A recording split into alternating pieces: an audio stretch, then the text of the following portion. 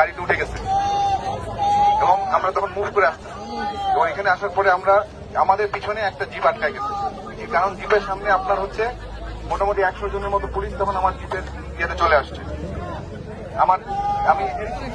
আমার মানে জিপের ভিতরে তো 100 জন হয় না, জিপের মধ্যে পুলিশ জোর করে উঠে গেছে, ফায়ার করতেছে। ওখানে আমার অফিসার ছিল।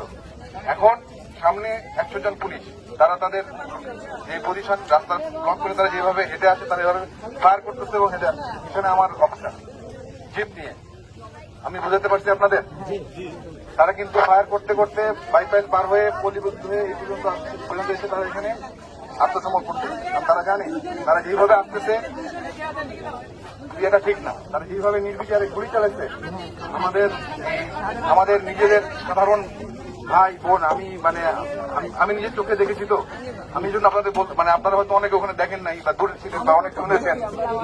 আমি যখন ওখানে গেছি আমি দেখছি আমাদের লোকজনের গায়ে যে গুলি লাগছে তারা এসে দেখাচ্ছে এবং এটা শুধুমাত্র যে আপনার দিয়ে বুলেট ফায়ার করেছে তা না, তারা এখানে মারণাস্ত্র হিসেবে ওটাকে ব্যবহার করেছে। তারা এখন এসে এখানে ঢুকে গেছে, আমার গাড়ি নিয়ে এখানে এসে ঢুকে গেছে। এখন আপনারা আমাকে একটা জিনিস বলেন, তাদেরকে এখানে ঢোকানোর পরে নিরস্ত্র করা হয়েছে, তাদেরকে গ্রেফতার করা হয়েছে। এখন তাদের নথিপত্র, নাম, কি কোন দায়িত্ব, এই সকল জিনিসপত্র ডকুমেন্টেশন করা হবে। তাদেরকে কিন্তু প্রথম কথা তাদেরকে গ্রেফতার করা হয়েছে। এটা কি ক্লিয়ার আপনারা? আমাদের ডিভিশনের জিওসি মহোদয় বলেছেন তাদের উপযুক্ত বিচার হবে। আপনারা তো সেনাবাহিনীর সাথে এতদিন ছিলেন, আমরা আপনাদের সাথে ছিলাম, আমরা তো গ্রাউন্ডে ছিলাম।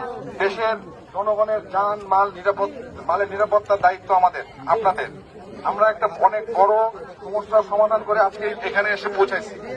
এখন আমার কথা শোনেন, এখানে হয়তো আমি এখনো কাউন্ট করতে পারিনি, বাট ধরেন এখানে আপনার পুলিশ আছে, তারা তো মানুষ, খারাপ হইলেও তারা মানুষ।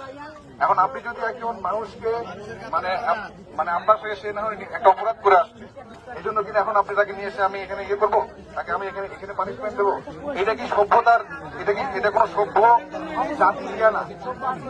1, 2, আমাদের কিন্তু এখানে এনশিওর করা হবে যে তারা বিচারের আওতায় আসতেছে এবং তারা যা করছে এটার তদন্ত অবশ্যই হবে। আর আমি নিজেও দেখেছি কি হয়েছে।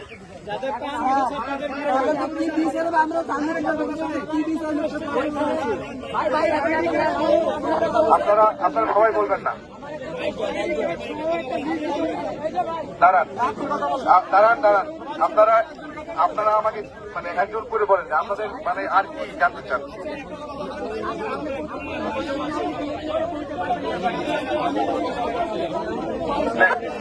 পুলিশের